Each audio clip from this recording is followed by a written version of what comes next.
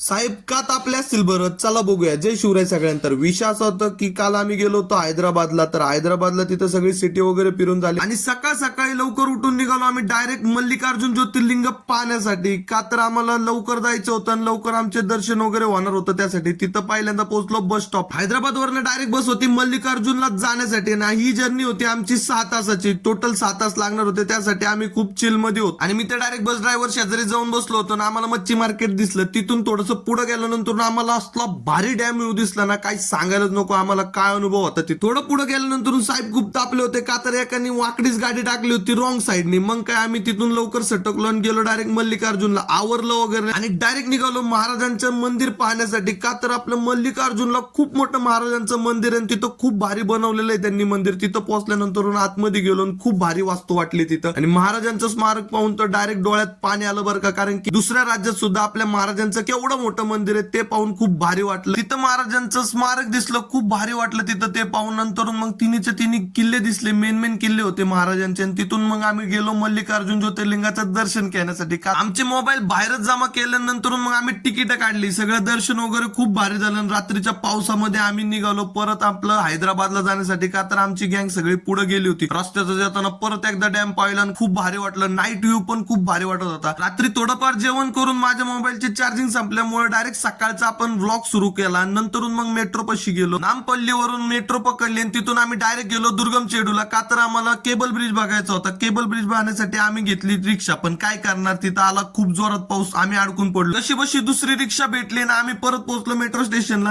अमीरपेठ पाशी पोहोचून आम्ही डायरेक्ट गेलो आपल्या हैदराबादला. हैदराबादची आपली जर्नी इथंच एंड होत असल्यामुळे सगळ्यांना थोडंफार इमोशनल वाटत होतं. पण काय करणार, प्रत्येक जण आपापल्या घरी जाणं महत्वाचं होतं.